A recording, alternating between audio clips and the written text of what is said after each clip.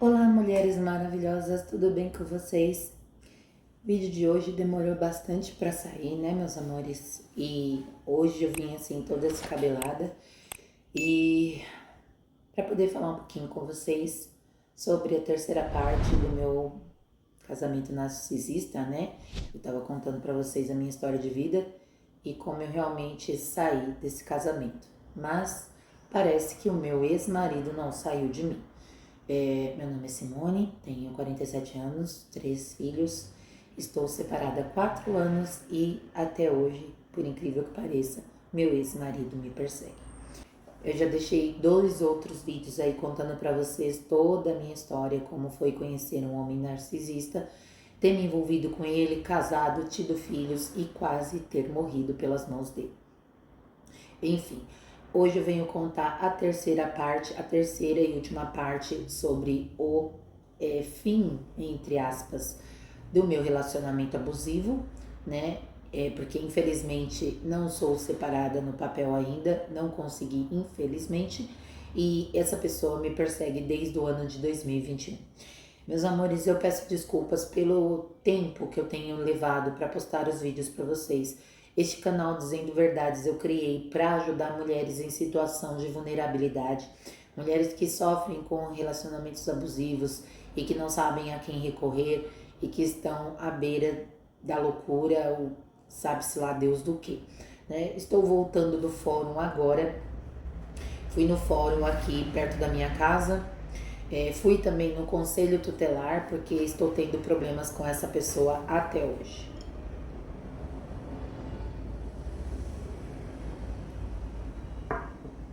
Então vamos lá, meus amores. No primeiro vídeo eu contei para vocês como eu conheci essa pessoa, como foi ter vivido por um tempo com essa pessoa antes de me envolver em uma coisa mais séria, que foi o casamento.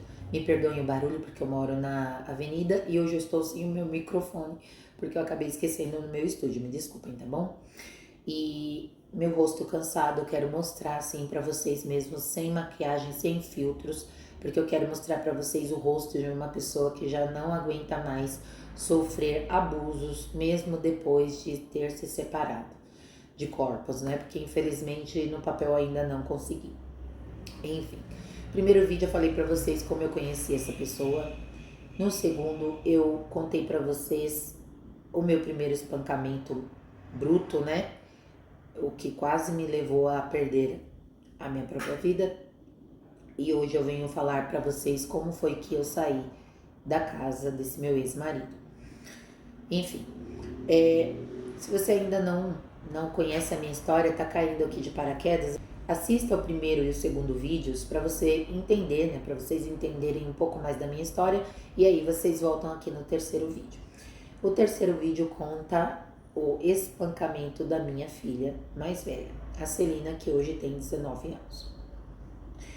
Bom, depois que eu sofri o abuso, né, o espancamento do meu ex-marido e quase morri, eu fiquei separada dele por um tempo, morando dentro do meu estúdio de polidense. Estava morando escondida lá porque meu rosto realmente ficou totalmente desfigurado e eu morria de vergonha. Tive que parar de trabalhar. As minhas alunas, eu menti para elas. Eu disse que tinha sofrido um acidente de carro, porque realmente ele quebrou o meu nariz, inclusive eu ainda tenho a cicatriz e eu fiquei totalmente desfigurada. Infelizmente o YouTube não tem como a gente mostrar fotos e vídeos, porque senão dá ban no vídeo, né? Cai, derruba. E eu não quero que esse vídeo e que esse canal seja derrubado, porque eu quero que este canal seja um grito de alerta para as mulheres que veem as red flags, os primeiros sinais de que estão passando por relacionamentos abusivos. Fiquei morando dentro do estúdio por 3 meses até que meu rosto desinchasse completamente. Eu já não me reconhecia, o meu rosto não era meu, era um rosto que eu nunca tinha visto. Eu nunca tinha visto aquele rosto, eu não conhecia aquela mulher. O meu rosto ficou tão desfigurado, mas tão desfigurado, que quando ele começou a voltar ao normal, quando os meus olhos pararam com aquele inchaço enorme, aquela cor arroxeada, que depois passou por um marrom escuro, quando ele foi voltando ao normal, o meu rosto estava totalmente diferente, gente. Eu não consigo explicar. Eu tenho uma foto que eu acho que eu consigo colocar para vocês e vocês vão perceber que realmente não é o mesmo rosto. Vou tentar deixar essa foto aqui, Se eu encontrar, eu deixo ela aqui, que ela não tá tão destruída, então não vai ter problema com o YouTube. E eu tive uma crise existencial, porque eu já não conseguia sair na rua, mesmo depois que meu rosto desinchou. Eu criei um pânico enorme de ficar sozinha. Eu já não conseguia levar meu filho na escola sozinha, meus filhos, eu não conseguia buscá-los. Eu chorava o tempo todo, escondido, né? E o meu filho entrou em depressão, meu filho do meio. Eu já estava decidida a me separar do meu ex-marido, eu queria me separar quando ele me espancou, mas quando meu filho do meio, o Mateus, começou a apresentar sinais de depressão, ele não comia, ele não bebia, ele só chorava o dia inteiro, não queria ir para a escolinha, e quando ele ia para a escolinha, eu era chamada na escola porque a professora falava que ele não parava de chorar um minuto e não queria comer. Então, por causa do meu filho, eu retornei. Eu retornei com meu ex-marido. Nessa época eu não estava casada ainda, né? Estava morando junto. Mas acabei retornando à relação. No dia 9 de setembro, nós nos casamos no civil, para minha infelicidade. Um pouquinho antes, eu acabei cortando, um pouquinho antes, ele me pediu, né? Ele começou a pedir para voltar, e eu falei com ele: se você topar ir para a igreja comigo, se nós nos batizarmos e nós começarmos um relacionamento novo, uma vida nova na presença de Deus, eu volto com você. E naquele momento, como era a vontade dele voltar comigo, eu não sabia quais as intenções reais, ele aceitou. Nos batizamos e continuamos frequentando a nossa igreja, que eu não vou expor aqui. E depois, quando ia ter um casamento coletivo na nossa igreja, no dia 12 de outubro de 2017, nós resolvemos casar.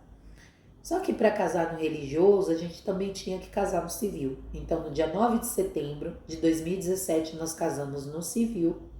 E no dia 12 de outubro, no dia das crianças, nós casamos no religioso. Eu pedi perdão para ele por todas as coisas que eu tinha feito, que na minha cabeça eu era errado, mesmo sem fazer nada de errado. Eu pedi perdão para ele no altar e disse que nunca mais ia deixar ele ficar nervoso comigo. Ele se emocionou, sei lá se de verdade, e também me pediu perdão e falou que nunca mais ia fazer o que ele tinha feito. Enfim, nos casamos. Voltamos para casa e curtimos o resto do Dia das Crianças com os nossos filhos. Nenhuma lua de mel, nenhuma viagem, nada. Só voltamos para casa, para dentro daquela casa escura, fria e triste. Eu não tinha casado por vontade própria. Eu tinha me casado por causa dos meus filhos. Isso é a pior coisa que uma mulher pode fazer. Como eu disse no outro vídeo, seus filhos vão chorar, né? Vão ficar tristes sim com a sua separação por uma semana, 2, um mês, 2, mas um dia eles vão entender que foi o melhor para a mãe deles. Deu uma cortadinha aqui no vídeo, eu tive que verificar, então parei falando que eu não casei por vontade própria, né? Eu casei por causa dos meus filhos. E que eles vão chorar um tempo, mas eles vão entender que é o melhor para a mãe deles, né? Já que permanecer em um casamento abusivo, em um relacionamento abusivo, a mãe deles pode passar dessa para uma outra, né? Enfim, vou dar uma resumida aqui para não ficar tão extenso. Então, a vida que segue, ficamos um tempo casados sem nenhum problema, sem perceber nada de diferente, só que depois de 1 ano eu comecei a ver os sinais novamente. Começaram a aparecer as red flags. Eu sempre dormi com a minha mãe, né? Antes de me casar, eu sempre fui aquela filha muito grudada com a mãe, muito junta. E desde pequena eu sempre dormi agarradinha com a minha mãe, como se, né, fosse meu bichinho de pelúcia. Eu sempre dormi de conchinha com a minha mãe. Eu jogava a perna por cima dela, abraçava e dormia. Então, pra mim foi muito estranho quando eu me casei e saí da casa da minha mãe. A minha mãe já é uma senhora e ela é bem carente e já que os outros filhos não tinham esse costume de estar muito próximos dela, eu sempre ia na casa da minha mãe pelo menos uma vez na semana. Sempre às quintas-feiras, com o consentimento do meu ex-marido. Tinha comentado com ele que era um costume meu ficar com ela e que eu queria estar perto da minha mãe, já que ela já estava de idade e não tinha ninguém que olhasse por ela. Então ele consentiu e todas as quintas-feiras, depois das nossas aulas do estúdio, ele me levava até a casa da minha mãe, ficávamos lá, eu, ele e as crianças, jantávamos junto com ela e depois eles iam embora e eu ficava para dormir com a minha mãe. Aí ali eu curtia minha mãe a noite toda, quando nós estávamos sem sono, ela levantava 3 horas da manhã para fazer miojo pra gente comer, enfim, coisas que uma mãe e uma filha, né, que são muito unidas, muito apegadas fazem. E eu comecei a perceber que ele começou a me perseguir novamente. Eu não falava nada porque não tinha o que falar, eu não estava fazendo nada de errado, mas eu sempre percebia que quando ele ia me levar na casa da minha mãe, ele fingia que ia embora, ou até ia embora, deixava meus filhos em algum lugar e voltava. E ele ficava me observando. E isso não foi uma vez, não foram 2, não foram 3, foram muitas vezes, muitas vezes. Uma vez eu fui para o centro de São Miguel e comecei a andar lá, olhando de lojas. Mesmo que eu não tivesse dinheiro para comprar nada, eu sempre tive uma vontade, assim, uma mania de ficar vendo lojas. Eu ia, batia a perna, via as lojas e depois voltava para casa. E numa dessas, eu andei demais e fui parar no Itaim Paulista. E eu vim andando. Só que chegou um certo ponto que eu já estava cansada, então eu perdi um Uber. E quando o Uber me deixou na porta de casa, na porta da casa da minha mãe, ele simplesmente foi atrás do Uber para perguntar de onde eu estava voltando. Ele me contou isso depois. Ele começou novamente a falar que eu estava tendo caso com um amigo meu, que eu tinha amante e tudo mais. Novamente eu comecei a me sentir oprimida, angustiada, sabe? E por mais que eu mostrasse para ele que eu não tinha tempo nem para ele, quanto mais para um outro homem, ele não entendia. Ele por um tempo fingiu, né, que estava tudo bem, que já tinha, né, entendido que não tinha outra pessoa e tudo mais, e continuou me levando para minha mãe para eu dormir lá na minha mãe, às quintas-feiras. Em uma dessas quintas-feiras, ele me deixou na casa da minha mãe e voltou para casa com os meus filhos. Quando foi por volta de 1h da manhã, a minha filha me ligou desesperada, chorando muito, gritando e pedindo socorro. E eu pedi para ela ter calma e me contar o que tinha acontecido. Ela falou que o meu ex-marido tinha acabado de espancá-la e que ele quase matou. Eu entrei em pânico, em desespero. Meus filhos estavam lá também, meus outros 2 filhos, o Mateus e o Vinícius. Então eu entrei em desespero.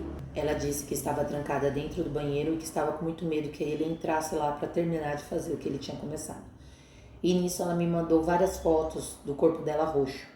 Os braços, as mãos, a unha quebrada, arranhões pelo pescoço, os dedos no pescoço dela. E aí eu só pude pensar em chegar lá logo, o mais rápido possível.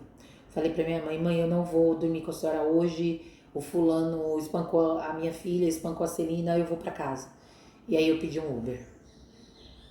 Quando eu cheguei lá, ela estava chorando desesperada dentro do banheiro.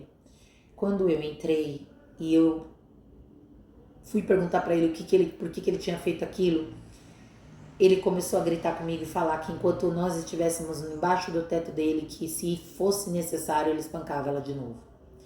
E ele entrou para dentro do quarto, ligou novamente o Jó, né, o louvor Jó, e ficou louvando a Deus lá dentro. Servo do Senhor? Não. Servo de Deus, não. Quando eu fui falar com a minha filha, ela me contou que meus 2 filhos estavam brincando no quarto e o meu filho menor, o Vinícius, começou a atacar um cachorrinho de pelúcia nela e em cima das coisas, e ela ficou irritada e pegou aquele cachorrinho de pelúcia e jogou em cima do guarda-roupa. Nisso, meu ex-marido mandou ela pegar e já foi tirando a cinta. O cinto, né? Por mais que ela tentasse pegar, alcançar o ursinho de pelúcia em cima do armário, assim que ela pegou e devolveu pro meu filho menor, ele começou a bater nela. Ela saiu correndo pra cozinha e nisso ele esmagou ela entre a cozinha e a pia. Ela tentou correr, ele deu um chute na perna dela pra ela cair. E quando ela caiu, ele colocou ela de quatro, de joelhos, subiu em cima dela, colocou os dois joelhos no pescoço dela e começou a enforcá-la com os joelhos.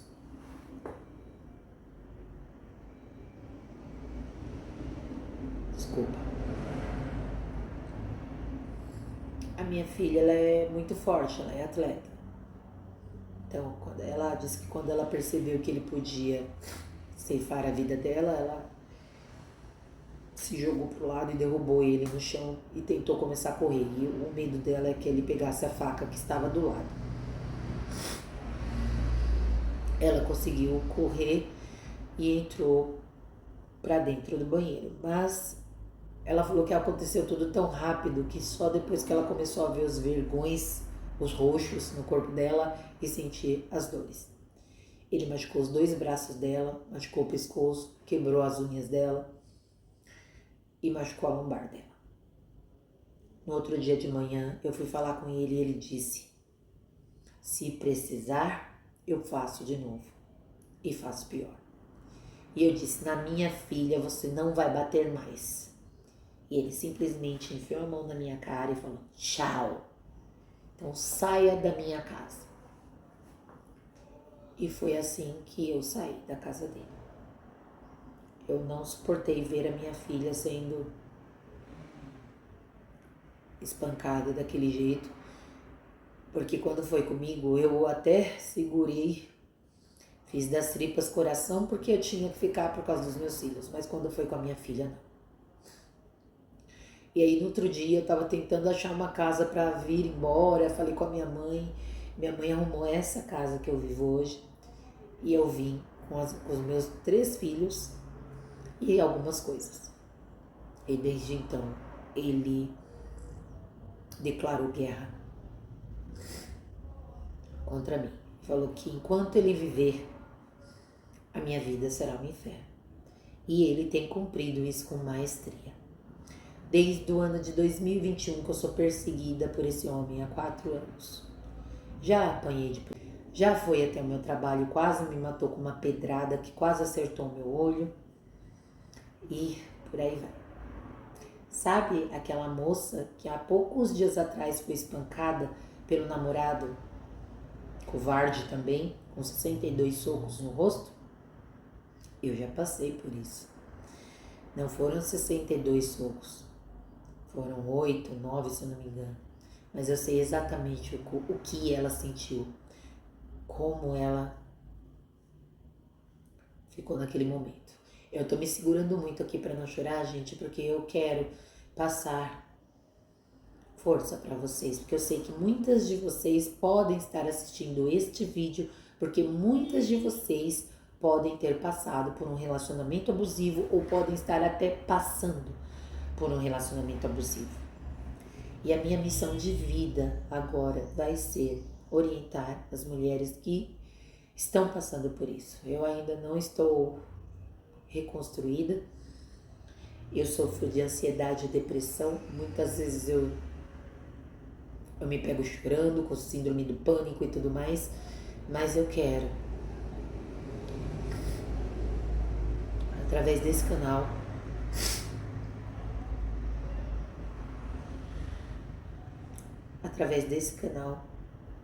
ajudar o maior número possível de meninas, de mulheres que passam por esse tipo de situação. Eu quero que vocês deixem aqui nos comentários. Esse vídeo foi um pouco mais curto, que eu só quis dizer como foi que eu saí da casa dele. Saí do casamento, mas o casamento não saiu de mim ainda.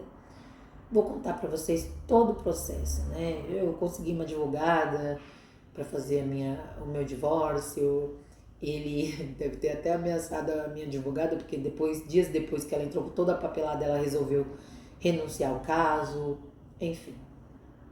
E vem se arrastando tudo isso. Mas eu sou forte, assim como você também é. Você é forte para sair dessa situação. Se você está passando por esse tipo de coisa, não permaneça. Não importa o que as pessoas falam. Não importa o que as pessoas acham de você. O que importa é a sua segurança, a sua saúde mental, física, psicológica. Eu ouvi por várias vezes pessoas da minha família dizendo que eu estava errada porque eu me batizei e estava saindo do casamento, que eu não estava agradando a Deus. Mas eu sei que Deus não se agradaria da minha morte. Eu costumo dizer que Deus é pai, não é carrasco. Deus é pai, sabe? Ele não vai ser contra você que se separou de um relacionamento abusivo, de um narcisista, porque você estava prezando pela sua vida e pela vida dos seus filhos. Se você está passando por esse tipo de situação, saia. Se você está passando por isso, fuja. Se precisar pedir ajuda, peça. Mas não aceite. Ao menor sinal de violência física, psicológica, qualquer tipo de violência que você perceber, o primeiro sinal, a primeira red flag, saia o quanto antes. Eu tive tempo de sair. Sou perseguida até hoje? Sou. Mas eu tive tempo de sair de uma casa que era uma masmorra para mim, que era onde eu vivia presa, sem contato externo com ninguém, porque ele não permitia. Eu consegui sair, graças a Deus, glória a Deus por isso. E graças ao que aconteceu com a minha filha, entre aspas. Eu fico muito triste pelo que aconteceu com ela, mas se não fosse por isso, eu estaria lá ainda hoje. Porque eu estaria vivendo um relacionamento de fachada para agradar as pessoas e para dizer para os meus filhos de uma forma falsa e mentirosa, tá tudo bem, quando não estava tudo bem. Então é isso, meus amores. Eu vou continuar gravando os meus vídeos, explicando para vocês o que aconteceu em outras etapas, como que tá, como eu tô me separando, como eu estou me reerguendo. Esse canal eu quero que seja de desenvolvimento pessoal, que vocês vejam essa pessoa acabada, essa pessoa cansada, com esse semblante triste, doente, acabado, porque daqui uns dias eu quero que vocês vejam uma pessoa super valorizada, uma pessoa que se ama, que se cuida, que cuida dos outros também, mas que se cuida em primeiro lugar, porque se a gente não se cuida em primeiro lugar, nós não estamos bem para cuidar do próximo, para cuidar dos nossos filhos, para cuidar do nosso trabalho, para cuidar da nossa casa. Primeiro é Deus e depois sou eu. Repete aí com você mesmo, né?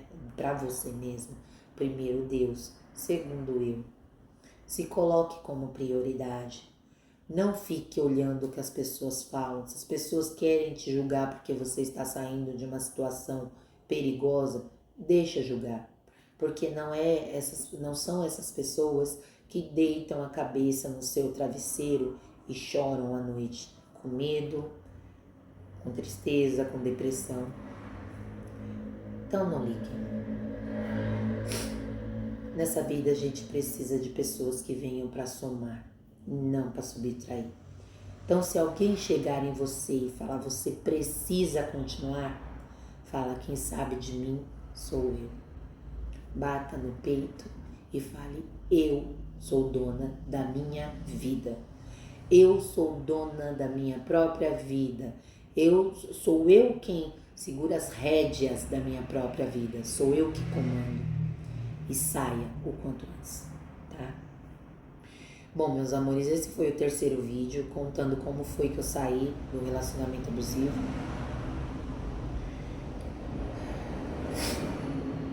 Me desculpem, eu vou terminar o vídeo porque não sei se vocês perceberam, tá bem escuro aqui. Tô passando por algumas privações, estou sem energia elétrica hoje e por isso o vídeo vai ficar ruim, mas a mensagem é o que importa. E eu vou voltar. E eu vou voltar aqui com vocês para fazer novos vídeos, mostrando para vocês a minha recuperação, como eu estou fazendo para sair do fundo do poço, como eu vou me tornar uma mulher melhor para mim, em primeiro lugar. Uma nova versão de mim. E é isso que eu espero para vocês. Que vocês também recomecem, que vocês se reergam, se tornem versões melhores de vocês mesmos, tá bom? Então é isso, meus amores, mulheres lindas, maravilhosas e fortes do meu coração. Se vocês tá caindo aqui de paraquedas no canal, se inscreve, deixa um joinha para mim, para ajudar na divulgação do canal.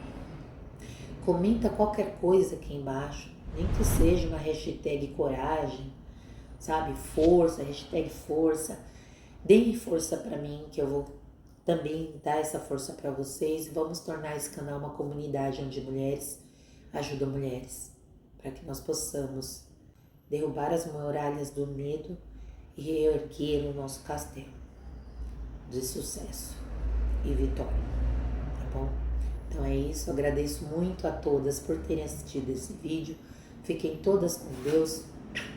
Um beijo super carinhoso no coração de vocês e até a próxima.